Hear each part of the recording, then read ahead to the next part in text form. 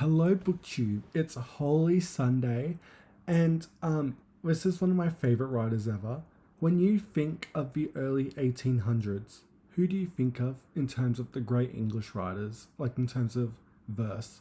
Do you think of, and poetry, sorry, do you think of Byron? Do you think of Percy Shelley? Well, push them out the way because we have one of the greatest English writers today. And I'm going to be reading an excerpt today, a section from this 1802 epic poem, the one of the greatest um, forms of, like one of the greatest writings in the English language. The wisdom in this book itself is amazing, and it is just stunning. And I don't think I can even comprehend the power of this text here today. And this is the iconic, put this book in the folio society, like every man's library, Oxford World Classics. This book, please, it's in the public domain. And anyway, well, I'm going to be reading you some Timothy Dexter's A Pickle for the Knowing Ones. Here is Timothy Dexter. He was a businessman, philosopher, politician, in quotes, and he was unhinged and barely literate. I'm going to link a video about Timothy Dexter. It's hilarious. It's by Sam O'Neillia, if you've heard of him. He done a lovely video about Lord Timothy Dexter. He's a lord, that is how great he is. And I'm going to also put in the description my passage I'm going to be reading because his spelling is very unique. Punctuation does not exist. He is beyond language. He is beyond English restraints. James Joyce has nothing on Timothy Dexter's power and command of the English language. And I'm going to be reading you a lovely section today for Holy Sunday because somewhere in this passage I'm going to be reading, there is some elements of Jesus and God and all that. I'm going to be reading the paragraph before I get to the main God bit because there is context in here, but I can't literally make it out.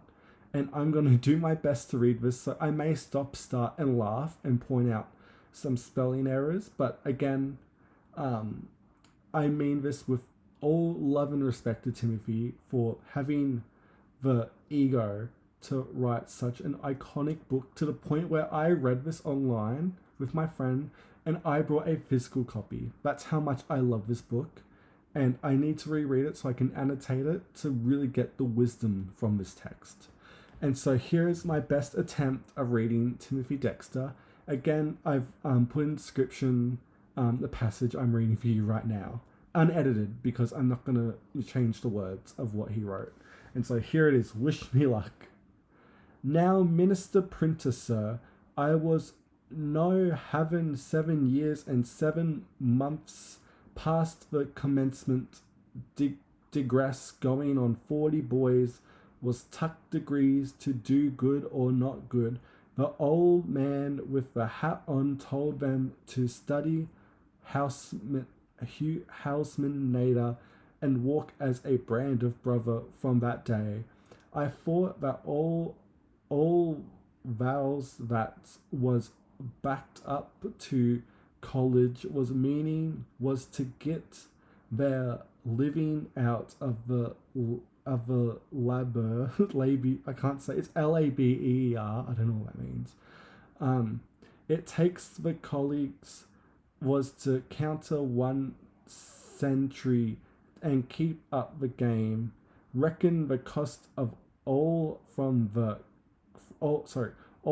cradle to 22 years old, all their fathers and guard intends to lay out 100 years interest and interest upon the interest.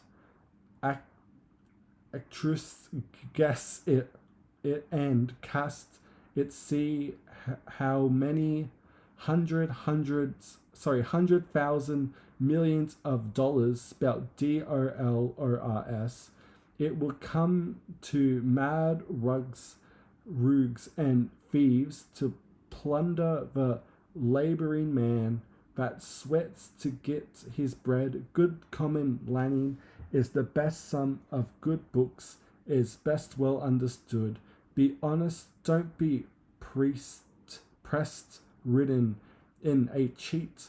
All be honest in all things. Now fear let this good as you find it. My waist bellying how is the strangest man. So that's just I don't know what I got some sections about what he was saying. Again, he is a very smart businessman. He's talking about a lot of things there, but this is my favorite passage. And there's no punctuation in this, so that's why I'm struggling a bit. For the mister, for a minister to get the tone is Grant Pent when I lived in Hampshire. One Noue, Noue, lit Babster's babbler sobbed away just finishing his sermon, he says. O good Lord, I hope you will consider what fallen hints I have given, and I will clear it up some time. Hence I am much wore down, now the weather being very warm to less bray, and so went on fire, and brimstone, and grunting, and fiffing, and tried to cry, and snuffle and blow the snock's horn, some the old souls and young foals sought to crying. I tucked my hat and went out Houe, mankind, sorry, and womankind is imposed upon all over the world, more or less by priestcraft. Oh for shame, oh for shame. I pity them, be honest, do as you would, wish others do unto you in all things, now fear of death. Amen. That is so iconic. But I pity them, be honest, do as you would wish others to do until you in all things, now fear death. Amen. Powerful things going on in there. And yeah, that's for this Holy Sunday. If you haven't, look in the description, watch the great summary of the iconic Timothy Dexter. His life was amazing. And have a read of the Pickle of the Noue ones. It's on Project Gutenberg. And yeah, have a look at what I just read for you, and see if you can make sense of what's going on. But yeah, that's Holy Sunday. This was very different, but I very much loved it. And yeah, let me know what you think of Timothy Dexter below. And thank you so much for watching BookTube, and I'll see you next time.